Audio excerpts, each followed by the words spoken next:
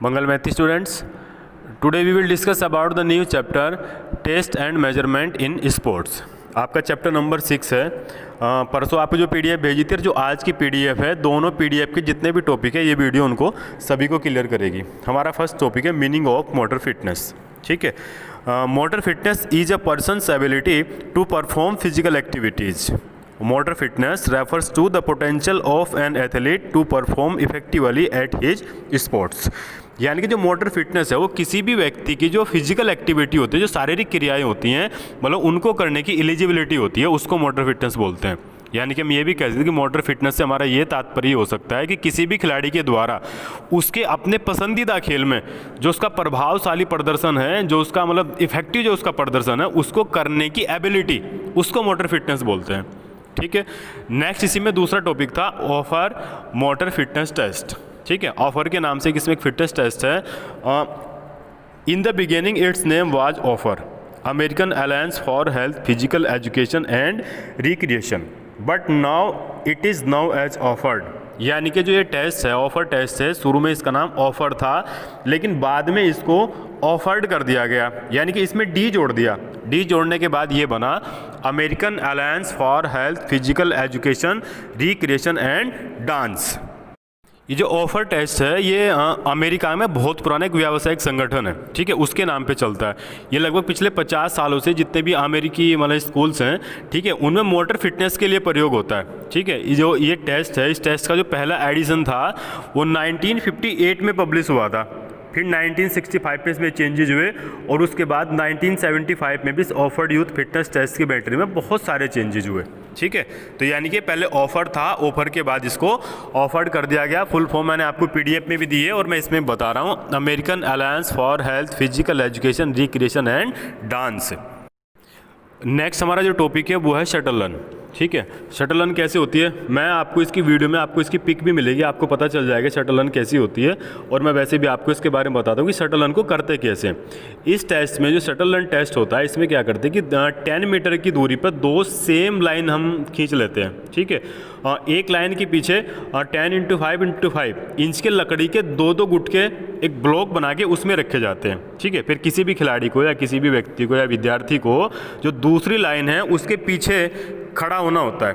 ठीक है, और रेडी गो ये सिग्नल मिलते ही, ठीक है, एक गुटके को ब्लॉक से उठाने के लिए दौड़ना चाहिए। गुटके को उठाकर जो फर्स्ट लाइन है उसी पे आकर वापस इसमें उस रेखा के पीछे रखना होता है।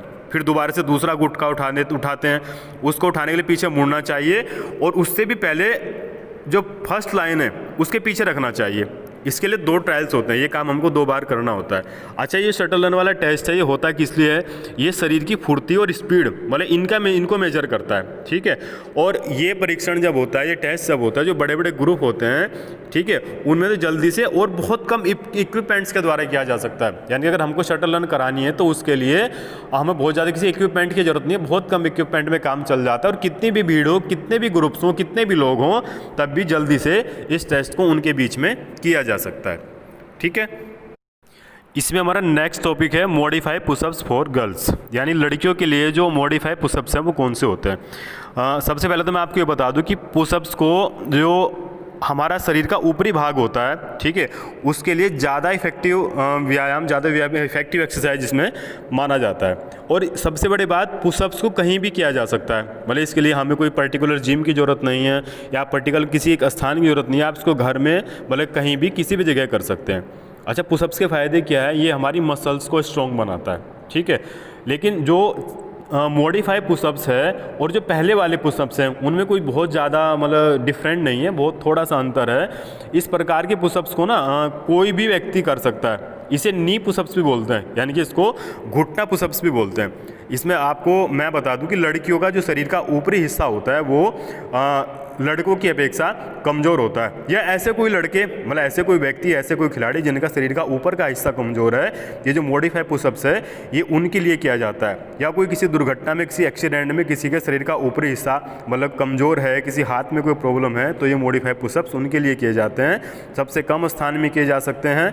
ठीक है, ये घुटनों को थोड़ा सा मोड़कर और मतलब नीचे ज़मीन को टच करते हुए किए जाते हैं। ठीक है।